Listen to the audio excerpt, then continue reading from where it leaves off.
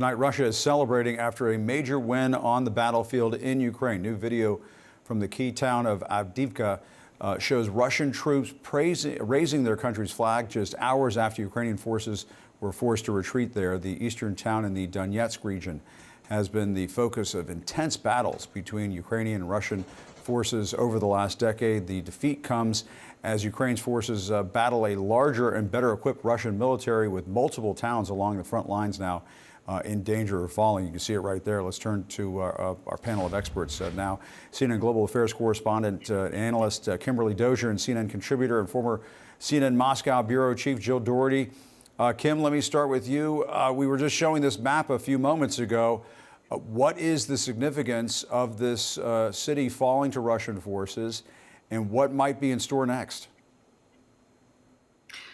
Well, the city is pretty much leveled, according to reports from there. So they're not gaining much in terms of a town where they can win the hearts and minds, but it will make it easier for them to supply the Donbas region, according to Ukrainian military officials.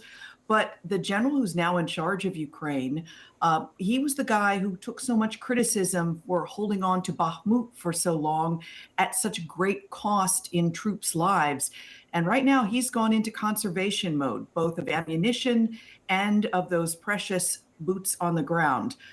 Ukraine is talking about bringing in something like 500,000 new soldiers to replace losses. And so he's got to play it carefully, play it more safely. And that meant giving up Avdiivka and sending a message to the West that their lack of aid is hurting already. Yeah, I mean, Jill, is this the moment Putin has been waiting for? I mean, for so long, as we all have been talking about what's been going on in Ukraine, we've been talking about one embarrassing loss after another for Vladimir Putin and Russia. The tide is starting to turn at a critical moment, and the U.S. is just not there helping the Ukrainians right now. Yeah, I mean, I think Vladimir Putin is emboldened. There's no question. Avdiivka is not, as Kim was saying, it's not an important town even in the long range significance of this. But Putin now looks at Ukraine. The Ukrainians are literally running out of ammunition. He looks at the political field within his own country. You know, he's up for re-election in less than a month, and his main political opponent is out of the way, dead.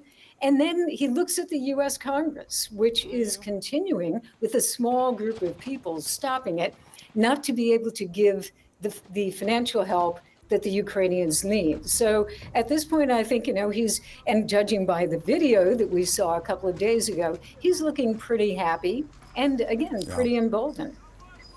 And Kim, we know that the Europeans have stepped up, and I'm just curious, might that be able to put a Band-Aid on this until the U.S. and the Congress gets its act together? Or are we reaching potentially a very dire moment for the Ukrainians? What's your sense of it?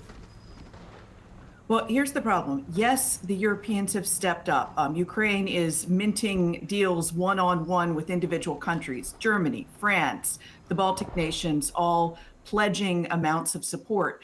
The problem is it takes them more than a year in France, more than a year in Germany to turn around 155 millimeter artillery shells, one of the main things that are needed on the battlefield. And the U.S. can turn them out faster and has more supplies of them waiting in the warehouses that can still be sent over. So that's why U.S. support is so crucial. The U.S. still has the lion's share of the supplies that are available right now, but without money budgeted by Congress, the Pentagon can't send them to Kyiv. Yeah, and just to follow up on that, Kim, I mean, help a guy like me, or for the viewers out there who just aren't following this day by day and understand the minutia of it, what happened to the talk of the tanks? What happened to the talk of the F-16s and the training of the pilots? Are those things just not happening? Is it just not happening fast enough? Some of the training is still going on, but those are all things where they were always going to take months, if not more than a year. For instance, for the F-16 pilot training to have a result on the battlefield. And those are the kind of strategic things that would have helped if Zelensky had had them early on, when perhaps when Russia was still unprepared and they could have had some massive victories on the battlefield. But the problem now is Russia has secured its supply lines and Russia has secured its numbers of troops going in. Russia is 4 times the size of Ukraine, so it can just keep pouring the bodies in, something Ukraine can't afford to do. And technology was supposed to make up for that disadvantage. And Jill, I do want to talk about the death of Alexei Navalny. I mean, all weekend long, we've been seeing these arrests taking place in Russia. I mean, I keep coming back to this image, and I'm not trying to put the control room on the spot, of Russian police shoving this man's face in the snow just for coming out and trying to observe the death of this very popular opposition figure in Russia. I mean, here it is. We're showing it to our viewers right now. They've been detaining people yet again in Russia simply for trying. I mean, it's astonishing to see this, and the Russians just get away with it. And this is Putin's Russia now. He's in total control. I mean, those pictures. Yeah, those pictures are really shocking. The latest figures that I saw, there are approximately, I think it was about 366 people who've been arrested all across the country. And they're not even protests. These are people who are coming out, for the most part, with flowers and laying them in various places. And in some cases, the police just simply arrest them, detain them, but they're taking photographs, they're taking fingerprints. And in other cases, they have groups of civilian dressed people who come in and grab the flowers. It's really just a horrible thing to watch. So I think the people who are doing this are extraordinarily brave, because we already know that if they oppose the war and they were to come out on the streets, they would be in prison very quickly. So even to do this has to, you have to have bravery to do that. And I'll tell you, Jim, I've been looking at the social media, and there's a lot of anger expressed by those Russians who are saying, it's whose streets are these anyway?